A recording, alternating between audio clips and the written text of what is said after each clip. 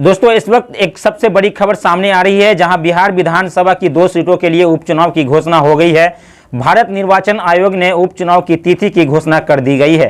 बिहार विधानसभा की कुशेश्वर स्थान और तारापुर सीट पर 30 अक्टूबर को वोटिंग होगी और 2 नवंबर को इसकी काउंटिंग की जाएगी। यानी भारत निर्वाचन आयोग की ओर से जारी प्रेस नोट के मुताबिक कुशेश्वर स्थान और तारापुर पर होने वाले मतदान का परिणाम 2 नवंबर को आएगा। इन दोनों सीटों के लिए 1 अक्टूबर को नोटिफिकेशन जारी किया जाएगा। 8 अक्टूबर तक उम्मीदवार अपना नामांकन पत्र दाखिल कर सकेंगे। 11 अक्टूबर को स्क्रूटनी होगी, जबकि 16 अक्टूबर तक कैंडिडेट्स अपना नाम वापस ले सकेंगे। 30 अक्टूबर को वोटिंग के बाद 2 नवंबर को रिजल्ट आएगा और 5 नवंबर से पहले उपचुनाव की प्रक्रिया पूरी हो जाएगी। यानी बिहार के अलावा अन्य राज्यों में भी उपचुनाव होगा। 3 लोकसभा और 30 विधानसभा सीटों पर उपचुनाव की घोषणा की गई है। गौरतलब हो कि पिछले दिनों बिहार के पूर्व मुख्यमंत्री लालू प्रसाद यादव के छोटे बेटे तेजस्वी यादव ने दावा किया था कि कुशेश्वर स्थान और तारापुर की दोनों सीटों पर महागठबंधन के उम्मीदवारों की जीत होगी।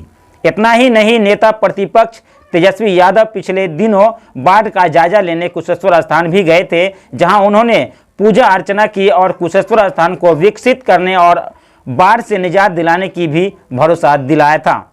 तो दोस्तों इस वक्त सबसे बड़ी अपडेट जो आपके सामने आ रही है, इससे पहले बिहार के मुख्यमंत्री नीतीश कुमार ने भी तारापुर जाकर हालात का जायजा लिया।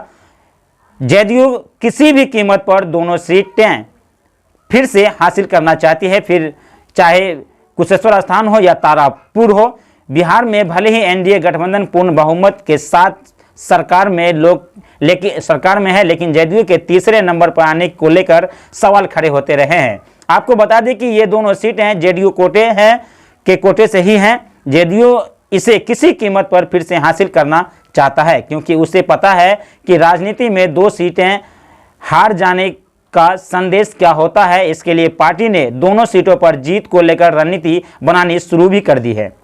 मुंगेर का तारापुर और दरभंगा का कुशेश्वर स्थान दोनों विधानसभा सीटें विधायकों की हुई अचानक मौत के बाद खाली हो गई है। पिछले 19 अप्रैल को तारापुर के विधायक और पूर्व मंत्री मेवा चौधरी के कोरोना से मौत के बाद यह सीट खाली हुई थी। उसके बाद कुशेश्वर स्थान, जहां शशिभूषण हजारी, जिनके निधन के बाद यह सीट खाली हो गई। अब दोनों सीटों पर चुनाव होना है।